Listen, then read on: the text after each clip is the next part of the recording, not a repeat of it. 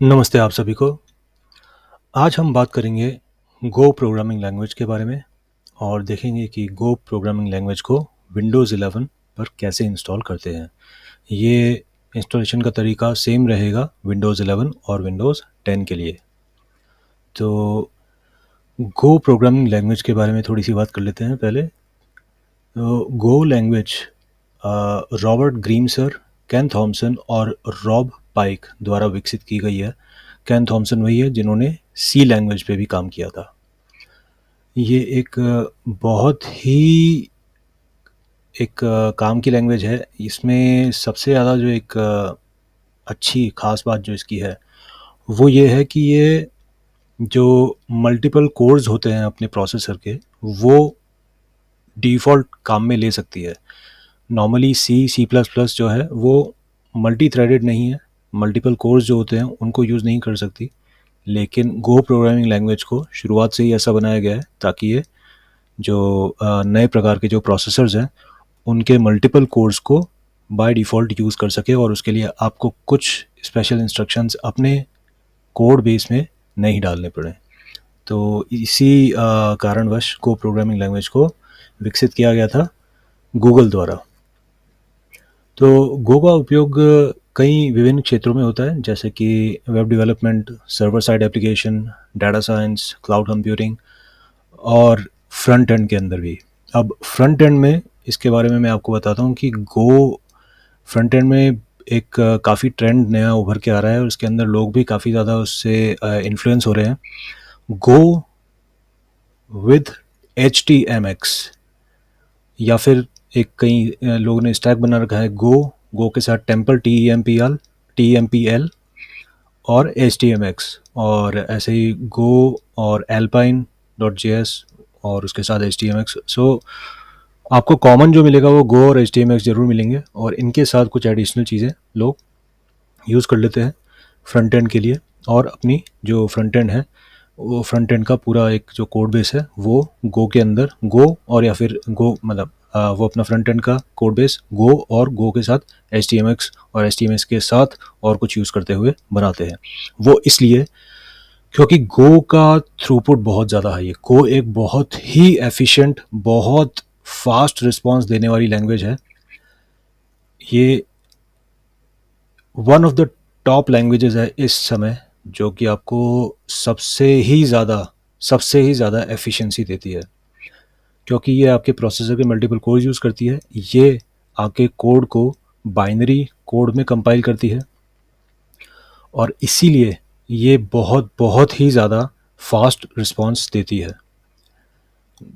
गो और रस्ट इस समय फास्टेस्ट लैंग्वेजेस हैं, सबसे ज़्यादा एफिशिएंसी देने वाली लैंग्वेजेस हैं, और इसीलिए अब धीरे धीरे लोग जो हैं, जो एडवांस प्रोग्रामर्स हैं, वो अपना फ्रंट एंड भी गो के साथ ही डेवलप कर रहे हैं ताकि उनकी जो वेबसाइट्स हैं, अब उनके वेब पेजेस जो हैं वो जल्दी से जल्दी लोड हो सके और उनका जो फ्रंट एंड का सर्वर है वो ज़्यादा से ज़्यादा रिक्वेस्ट्स हैंडल कर सके। आप दूसरी प्रोग्रामिंग लैंग्वेज में यूज़ करेंगे, अपना फ्रंट एंड बनाएंगे, तो उसके अंदर मान लीजिए जहां आपका एक सर्वर जो है वो 100 रिक्वेस्ट्स हैंडल कर रहा है, वहीं अगर गो में बना रहे हैं तो वो उससे कई गुना ज़्यादा, आप कम से कम डबल मान लीजिए, लेकिन डबल से भी ज़्यादा, काफ़ी ही ज़्यादा वो रिक्वेस्ट्स एक ही सर्वर हैंडल कर सकता है। तो आपका अगर आप 2 कंप्यूटर यूज़ कर रहे थे, 2 सर्वर यूज़ कर रहे हैं, तो 2 की जगह आपको 1 यूज़ करना पड़ेगा, हो सकता है 3 की जगह 1 यूज़ करना पड़े। तो ये फ़ायदा होता है गो प्रोग्रामिंग लैंग्वेज का। इसके स्थापना के लिए सबसे पहले हमें गो लैंग्वेज के आधिकारिक वेबसाइट पर जाना होगा। यहाँ हमें गो लैंग्वेज के विंडोज़ 11 के लिए 64 बिट का संस्करण डाउनलोड करना होगा। आप अपने कंप्यूटर पे देख लीजिए। तो सबसे पहले आप अपने सर्च बार में, एड्रेस बार में गो लैंग्वेज, सिर्फ गो लिखिए या गो डाउनलोड लिख दीजिए और उसके बाद एंटर दबाइए और आपके पास ये लिंक सबसे ऊपर आ जाना चाहिए। इसमें आप सीधे डाउनलोड एंड इंस्टॉल पे जा सकते हैं और यहाँ पे इसका लेटेस्ट वर्जन हमें 1.22.3 दिख रहा है, तो हम इसे डाउनलोड कर लेते हैं। यहाँ पे इसके इंस्टॉलेशन के इंस्ट्रक्शन भी थे। तो यहाँ पे हम आपके इस डाउनलोड पेज पे आ गए हैं। अब यहाँ पे आप सबसे पहले अपने सिस्टम में जाके और ये चेक कर लीजिए कि आपका जो सिस्टम टाइप है वो 64 बिट है या 32 बिट है। और अगर आपका कंप्यूटर आर्म बेस्ड है, आजकल आर्म कंप्यूटर्स भी काफ़ी ट्रेंड में हैं और कई लोगों के पास अवेलेबल भी हैं, तो अगर आपके पास आर्म कंप्यूटर है तो आप आर्म कंप्यूटर के हिसाब से वो वाली फ़ाइल जो है डाउनलोड कर लीजिए। तो अभी हमारा ऑपरेटिंग सिस्टम जो है विंडोज़ है, विंडोज़ x86 64 बिट। तो हम ये दोनों ऑप्शन में से कोई सा डाउनलोड करेंगे। मैं MSI को ही प्रेफर करूँगा, यहाँ पे बोल्ड में दे रखा है MSI, तो इसी को हम डाउनलोड कर लेते हैं। तो इस पर क्लिक करिए। अगर आपका 32 बिट है तो आप इनमें से किसी पे क्लिक करके इनको डाउनलोड कर लीजिएगा। तो अभी हम विंडोज़ 11 पे हैं, तो इसीलिए विंडोज़ 11 का कर रहे हैं। आगे कभी मैं लिनक्स पे जब इंस्टॉल करूँगा तब मैं लिनक्स वाला डाउनलोड करके और उसका ही वीडियो बना दूँगा। तो ये रही हमारी गो लैंग्वेज की डाउनलोडेड फाइल। इस पे हम आप डबल क्लिक करिए या फिर यहीं से सिंगल क्लिक करके खोल लीजिए। अब नेक्स्ट पे क्लिक करिए। एक्सेप्ट पे भी क्लिक करने की ज़रूरत नहीं है, पहले से ही चेक मार्क है, तो आप नेक्स्ट पे क्लिक करिए। इसको डिफ़ॉल्ट छोड़ दीजिए, लेकिन अगर किसी कारणवश आपको कहीं और अपनी गो लैंग्वेज की फ़ाइल जो है, जो भी इंस्टॉलेशन डायरेक्टरी है, वो कहीं और बनानी है, कहीं और सेव करना है, तो आप चेंज करके वहाँ पे इसको इंस्टॉल कर लीजिए। तो नेक्स्ट पे क्लिक करते हैं और इंस्टॉल। आपके पास एक पॉपअप आएगा, do you want to allow this app to make changes to your device. इसको यस कर दीजिए।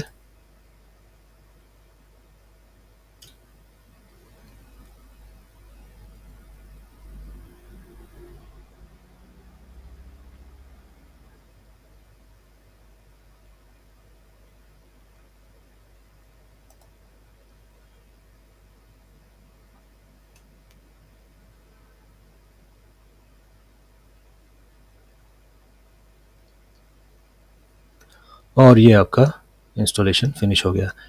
ज़्यादा लंबा टाइम नहीं लगता है गो लैंग्वेज को इंस्टॉल करने में, कुछ ही सेकंड्स के अंदर पूरा इंस्टॉलेशन हो जाता है।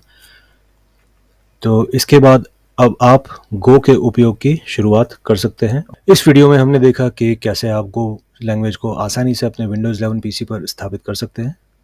अब आप इस भाषा का उपयोग अपने अलग अलग प्रोजेक्ट्स को विकसित करने के लिए तैयार करें। काफ़ी ही ज़्यादा अच्छी लैंग्वेज है। इसमें सबसे ज़्यादा अच्छी बात ये है, इसको आप जल्दी सीख भी सकते हैं और जल्दी सीखने के साथ साथ जो आप प्रोग्राम्स बनाएंगे वो बहुत बहुत हाईली एफिशिएंट प्रोग्राम्स होंगे, बहुत ही ज़्यादा एफिशिएंट।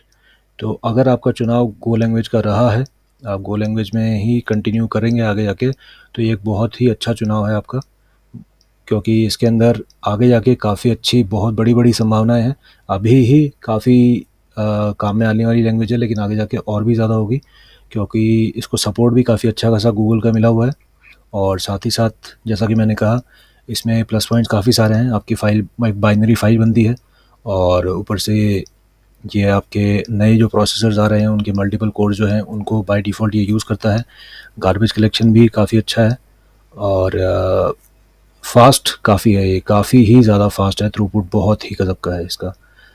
और साथ में ये gRPC को भी काफ़ी अच्छे से सपोर्ट करता है। gRPC लाइब्रेरी गो के साथ बनी हुई है और काफ़ी अच्छी, काफ़ी विकसित लाइब्रेरी है gRPC की। तो आप गो के साथ gRPC यूज़ करेंगे तब तो आपका जो आउटपुट आएगा वो और भी गज़ब का आएगा। आप अगर APIs वगैरह कुछ बनाते हैं gRPC के साथ, बहुत बहुत ही ज़्यादा अच्छे रिज़ल्ट आपको मिलेंगे। तो अब हम कमांड प्रॉम्प्ट में जाके ये भी चेक कर लेंगे कि गो इंस्टॉल हो गई है या नहीं।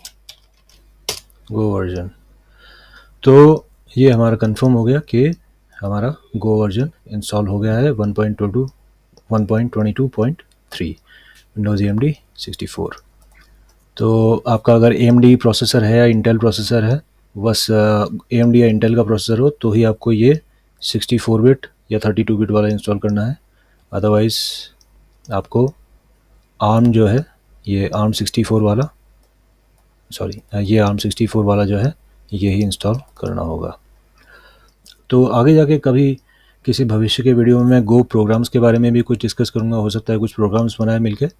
तो आज के लिए बस इतना ही। आपने अपना बहुमूल्य समय मुझे दिया, उसके लिए बहुत बहुत धन्यवाद। आपका दिन शुभ रहे।